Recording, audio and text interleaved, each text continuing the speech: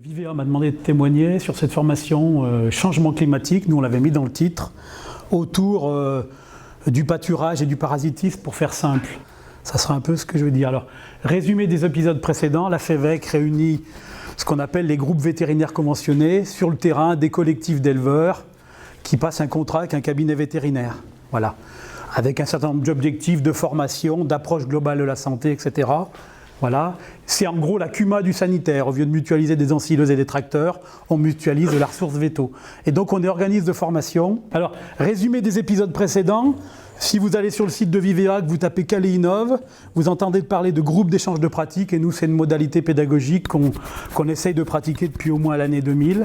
On est qualifié Calicert, c'est pas pour se faire mousser, c'est parce qu'on a, par l'écoute des besoins, entendu à bas bruit que les agriculteurs, les éleveurs notamment, se questionnaient la sécheresse, les années où on ne sait plus bien quand il faut lâcher, quand il faut rentrer. Donc c'était à bas bruit. Et puis on fait du cahier des charges agroécologie autour des questions d'alimentation depuis 2015. Alors, ce n'est pas un cahier des charges, mais une expérimentation changement climatique. Est-ce qu'il faut y aller ou pas? Est-ce qu'on est légitime? Nous, petit organisme de formation, plutôt santé animale, est-ce qu'il n'y a pas d'autres organismes plus légitimes? Alors en fait, quand on s'occupe de santé, on s'occupe d'alimentation. Quand on s'occupe d'alimentation, parfois les vaches elles pâturent. Quand les vaches elles pâturent, elles sont soumises à la météo et au climat. Et puis on pourrait se dire que quand le climat évolue, peut-être que le parasitisme évolue. On aurait pu aussi dire là que le changement climatique, c'est les gros épisodes de canicule, les vaches ont chaud, leurs performances sont détériorées et à la limite le bien-être animal est atteint et on aurait peut-être orienté ça sur, je sais pas quoi, le bâtiment avec des douches, des ventilateurs. Ça n'a pas été le choix qui a été pris puisqu'à bas bruit, les agriculteurs ils voulaient travailler sur le pâturage. Avec quel partenaire? On aurait pu le faire avec Loire Conseil Élevage, avec lequel on était déjà partenaire sur l'agroécologie ou la Chambre d'agriculture. Vous avez vu que Loire Conseil Élevage était lui-même expérimentateur avec un groupe déjà constitué. Donc on a fait le choix d'y aller. On a fait légitimer à notre conseil d'administration le fait de s'engager sur cette thématique. Et on aurait pu prendre de l'expertise auprès de la Chambre d'agriculture. Et en fait, comme on avait déjà travaillé avec Jean-Pierre Manteau, qui est un conseiller lait de la Chambre d'agriculture de la Drôme, c'est plus qu'un expert, c'est un animateur expérimenté qui a beaucoup d'expertise, puisque c'est lui qui avait piloté les programmes de recherche autour du changement climatique en Rhône-Alpes dans le cadre du PEP Bovin-lait. Je ne sais pas si PEP Bovin-lait ça vous parle. Voilà, donc on a eu cette grande chance, c'est de le connaître, de déjà travailler avec lui et de dire c'est lui qu'il nous faut. Alors, et puis les éleveurs nous disaient bien gérer l'herbe avec les mouvements, ça s'apprend. Alors nous on a mis le titre changement climatique, on a mis des objectifs, on a collé un schéma global d'une ferme venant de l'ADEME, et on a diffusé ça. Là, on était au mois de juin. C'était quand tu nous as réunis, Nicolas. Et en fait, le challenge, c'était est-ce qu'au 15 septembre, on peut commencer à lancer une formation? On avait des objectifs autour de comment je m'adapte, est-ce que je peux contribuer à atténuer, comment j'en parle. Voilà. Je voudrais voir les objectifs qu'on a effectivement conduits. Par exemple, l'atténuation, on en a peu parlé. Dispositif de formation, expérimentation, Vivea, ADEME, CAFOC, il en a parlé, Nicolas, 21 heures. On a fait, donc le challenge a déjà été en partie réalisé, on a fait 15 novembre, 15 décembre, 12 janvier, peut-être 13 d'ailleurs même. 9 participants, 7 avec une bonne assiduité. Moi j'ai un indicateur qui est le taux d'assiduité, c'est 76%. Alors normalement c'est le taux d'assiduité hors problème maladie. Et là il y avait un problème maladie, mais donc l'assiduité pourrait être meilleure. Voilà, 7 éleveurs laitiers, un éleveur mix lait-viande et un éleveur bovin-viande, plutôt des gens conventionnels et 2 en bio ou en conversion. 7 éleveurs de la Loire, 3 du Rhône. Binôme animation, ma modeste personne, plus un intervenant super animateur et super expert, donc très luxueux pour l'animateur de base que j'étais. On a fait une journée en salle, une journée salle plus terrain et une journée en salle. Et donc on a fait un travail de formalisation des pratiques et de repérage des problématiques climat et des adaptations sous forme de groupes d'échange de pratiques.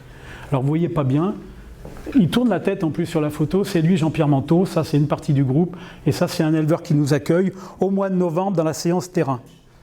On leur a fait en fait formaliser les pratiques, et il y avait un gros travail d'interséquence, c'est qu'ils ont formalisé a posteriori leur pratique 2016, et puis d'essayer de voir des indicateurs de maîtrise, le climat, ça chauffe, ça se réchauffe, j'ai commencé plus tôt, j'ai fini plus tard.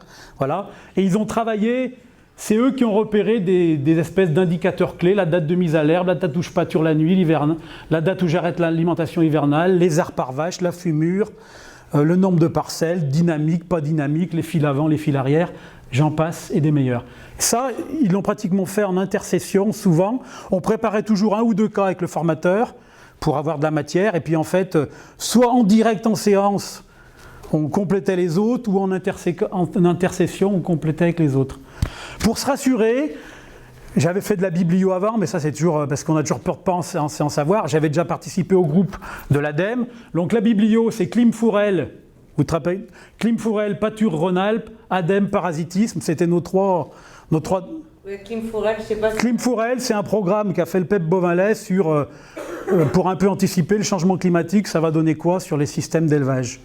Les gens ont appris plein de trucs, en gros que le climat de Lyon, maintenant, c'est le climat de Montélimar des années 80, donc, et de Dijon dans 5 ans, ou dans 10 ans. La pluviométrie est globalement équivalente, mais plus concentrée à certaines périodes. Je pense qu'en Haute-Loire, ils ont pu s'en rendre compte il y a 2 jours. Voilà. Et puis, la saison pâturable s'allonge, mais il n'y a pas tout le temps autant d'herbes qu'on voudrait, donc comment on va être agile. Voilà. Et puis, les éleveurs ont trouvé dans la discussion avec l'expert et entre eux, des outils pour se situer, la somme des températures, vérifier la cohérence. Des grands classiques, on n'a rien inventé. Et puis, il y a quand même des changements de pratique qui ont été observés post-formation. Les gens sont mis à noter des choses, prendre des températures. Il y a des gens qui ont complètement bouleversé leur mise à l'herbe. Il y a un agriculteur du groupe qui a mis à l'herbe le 27 février. Voilà. Les gens se sont mis à acheter. C'est là que j'ai vu que le groupe commençait à vivre. Ça appelait les clôtures, les machins. Tu as quelqu'un qui a aménagé les points d'eau. On voyait que ça bougeait. Du coup, je vais vous le dire après, il y a eu 2 suites. Ce groupe, non seulement il a fait la formation, mais il a embrayé sur 2 autres formations. La pédagogie active, en fait, c'est qu'on a été amené à bouleverser ce qu'on avait prévu.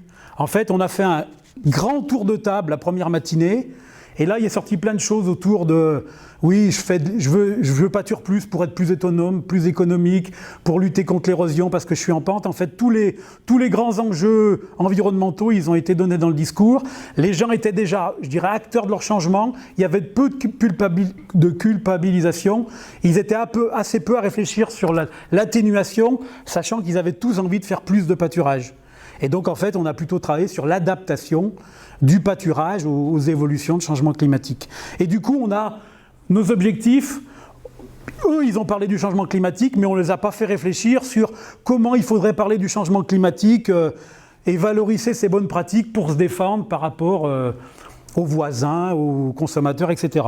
Et puis, leur contribution aux gaz à effet de serre, notamment, c'est sous-jacent, comme ils sont partis a priori pour beaucoup de pâture, bas intrants, effectivement, il y a derrière, sans qu'on ait beaucoup creusé, le piège à carbone, bas intrants, moins de tracteurs, moins de gasoil, moins de désherbants, moins d'azote, etc. Mais voilà, c'est plutôt adaptation et pilotage fin de ce que j'ai envie de faire sur mon exploitation. Donc si je remets ma fiche, des éléments d'appréciation, on pointe comment ? Là. Des éléments d'appréciation, plus ils en ont eu. Vous conforter pour être plus autonome, plus, c'est vraiment ce qu'on a fait. Des leviers de maîtrise pour atténuer plutôt moins, on en a moins parlé, sachant qu'ils sont déjà dans ces systèmes potentiellement vertueux. Avoir des arguments pour se défendre, ils n'avaient pas besoin de se défendre, moins. Et puis, par contre, 3 plus pour pilotage, affinage de ce que j'ai envie de faire. Voilà. Formation qui a donné envie, 2 formations ont pris la suite. Ils étaient 9, 7 très assidus, 5 ont décidé de dire on continue, on va piloter concrètement en 2017. Et ça a fait un effet d'entraînement parce qu'à partir de ces 5 qui en ont beaucoup parlé, qui ont témoigné en assemblée générale, on a monté 2 groupes où il y a 15 personnes concernées. Un groupe de 5 et un groupe de 10. Et donc on a redéposé une nouvelle formation d'inspiration au changement climatique de 17h30 avec 4 séquences, 3,5, 3,5, 3,5, 7.